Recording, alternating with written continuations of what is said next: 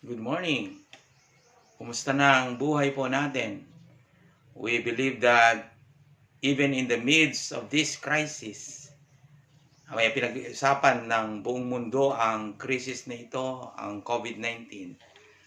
Ngunit ang Panginoon nais niya na pag-usapan natin ang kanyang salita. We need to meditate the Word of God. We need to hear the Word of God every day of our life. Kaya po pagka tayo po ay nagbabasa ng salita ng Panginoon ay laksan natin at basahin natin ito na naririnig po natin upang sa gayon sa ating kaisipan ay papasok ang salita ng Diyos. Sapagkat sa araw na ito pag-aaralan natin paano ba umuubra ang pananampalataya. How faith works. Faith works first. Una po sa lahat, ang pananampalataya ay nagtatrabaho sa magitan ng ating kaisipan. Sabi po niya sa kanyang salita sa Proverbs 23 verse 7, What a man thinks in his heart, so is he. Kung ano naman po yung lagi nating iniisip, ay siya po ang magaganap sa ating buhay. O magiging ganun po tayo. So kung ano ating laging iniisip, kung ang COVID-19 ang lagi nating naisip, ang virus, ay tiyak po mabavirus ang ating pananampalataya at maaring yung pananampalataya natin ay ma-stop. Pero dapat po ay hindi po natin isipin ang virus na ito na magbigay sa atin ng takot, because ang isipin natin ay ang salita ng Panginoon na sinasabi niya, you must meditate this book of the law day and night, that you may observe all, and you will make your life successful and prosperous. So, sa isip, nagtatrabaho po ang pananampalataya. How faith works. Ulitin ko po. Number 1, faith works in our mind. Kaya po, guardian natin ang ating kaisipan. Sabi ng Proverbs chapter 4, guard your heart, verse 23. Proverbs, ulitin ko po, Proverbs chapter 4, verse 23. Guard your heart, because in your heart comes the issues of life. So, saan nanggagaling ang nangyayari sa ating buhay ay walang iba kundi sa nailalagay sa ating kaisipan.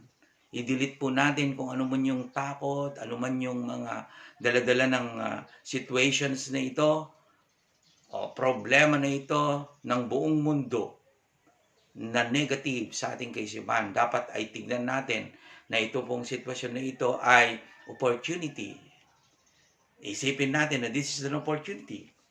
Actually po, gusto ko pong ihayag sa inyo ang isang oportunidad na nagaganap po ngayong kapanahunan. At ito pong nagaganap ng kapanahunan ay nagaganap din po ang ipirinoklama sa atin sa Jesus Loves You City Church na Invasion 2020. And this moment of time that when we talk about the Word of God in multimedia has already invaded by the Lord through the message, the powerful message of His Word, the Word of God, conquering nation after nation. Bansa sa bansa ay kinokonquer ng Diyos. Kinokonquer niya ang kaisipan, puso ng mga tao upang mga tao manumbalik kay Kristo Jesus na tagapagligtas. Number 2, faith is work in our words. Sabi niya sa Proverbs 18 verse 21, life and death are in the power of the tongue. May kapangyarihan po ang ating salita at buhay at kamatayan, sabi niyang ganon. And they that love it will eat the fruit. May bunga po yung salita po natin. Kaya nga po kung sinasabi natin na, Diyos ko po, paano na kaya? Ganito ang buhay namin. Paano kami mabubuhay? At minsan may mga pagkakataon, nagbibiro-biroan, patay tayo ngayon. Stop it. Huwag ho tayo magbiro-biroan ng patay tayo ngayon. Huwag tayo magbiro-biroan na wala na ano nang mangyayari sa mundo natin. No. We believers, if you believe in the Lord Jesus Christ, you are secured. Secured in His name. Secured by the death and rise of the Lord Jesus Christ. Sinecured po tayo ng Panginoong Jesucristo. Sapagkat ang ating ikinabubuhay sa panahon na ito ay hindi po sa ating kalagayan ngayon, kundi ang kinabubuhay natin ay sa magitan ng salita ng Diyos na binanggit niya sa John chapter 14 verse 6, I am the way, the truth, and the life. Jesus is the life. Jesus is the truth. The situation, nagkikreate ang diablo. The reality of the situation of COVID-19, nagkikreate ang diablo ng mga negatibo para i-bombard niya tayo at alisin, pahinahin ang ating pananampalataya. Ngunit na araw na ito, pinag-uusapan natin ang salita ng Diyos. Hindi po hihina ang pananampalataya mo, kundi lalakas. Bakit naririnig mo, sinasabi mo ang salita ng Panginoon? If you proclaim the word of God, that is an offensive weapon. And this weapon will cut the work of the devil, destroy the virus. Kaya iproklama mo lagi ang salita ng Panginoon. Declare, decree. Kaya dinideclare namin the absolute protection of each and every one of our nation, town. Every Filipino family, we proclaim the impregnable wall of protection. There shall be a turnaround. The impossibilities become possibilities because of the Lord Jesus Christ that is working in our life. We believers was strengthened by the Lord in faith, and the unbelievers was convicted by the Lord in this season. Kinokonvict ng Panginoon ang buhay ng mga tao. Yung mga gumagawa ng mali, manumbalik na, gumawa na ng mabuti. These are the times and season that the Lord convicting the world. Convicting in their sin, yung mga pagpapalalo, yung mga pagnanakaw, yung mga ginagawang unrighteousness. Ang Panginoon nangungusap sa mga unbelievers. Tayo ng mga believers, rine-revive tayo ng Panginoon. Pinag-iinit niya tayo. Bakit? Parang napipigilan tayo sa pagtuturo ng salita ng Diyos na dito tayo tinawag ng Panginoon. Dito tayo pinapahayagan ng Panginoon. Pinapahayagan tayo ng salita na dalhin natin ang salita ng Ebanghelyo, ng kaligtasan kay Kristo Jesus. Dalhin natin. Paano pa natin dadalhin? Marami pong mga ganyan ang kaisipan. But now, the Lord, using the multimedia, in this season, there is an invasion in the multimedia that the Word of God proclaim so much.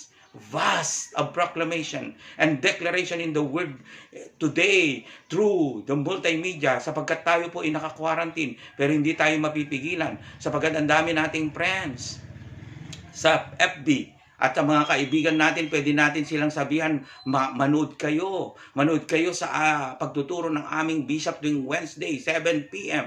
Manood kayo tuwing magtuturo ang ating bishop ng every Sunday 10 a.m. Tune in kayo sa iyong FB Live at makapakinig kayo ng salita ng Diyos upang sa ganun tumitibay ang inyong pananampalataya. Sa magitan ng salita, Word, in the Word, faith is working in His power and glory. Number 3, last, yung mga gawa po natin. Ano nang ginagawa natin ngayon? Just go on. Kung ano po yung kaya natin gawin, ay gawin po natin na may pananampalataya. Naniniwala tayo na anuman ang ginagawa natin, lalo na sa pananalangin, gumagawa ka pa ng pananalangin, may himala na gagawin ng Diyos, katumbas ng inyong panalangin. At sa oras na ito, nananalangin ako ng miracle, that this miracle will stop the virus. Nananalangin ako na sa makapangyarihang Panginoon na siyang lumika ng sang sinukob, na itong virus na ito will come to death, will fade away. This COVID-19 will fade away in the name of Jesus. And every time you kneel down your knee unto God and pray, the hand of God is working in His miracle, signs and wonders, healing the sick. So we proclaim and declare that every sick will experience healing in Jesus' mighty name. Oh, thank you, Lord. Purihin ang Panginoon na ako'y mananalangin. Father, we thank you that your word we proclaim in the multimedia that touch every heart that see. Sino man nakakapanood, Panginoon, they will be touched of God right now. In Jesus' name, amen.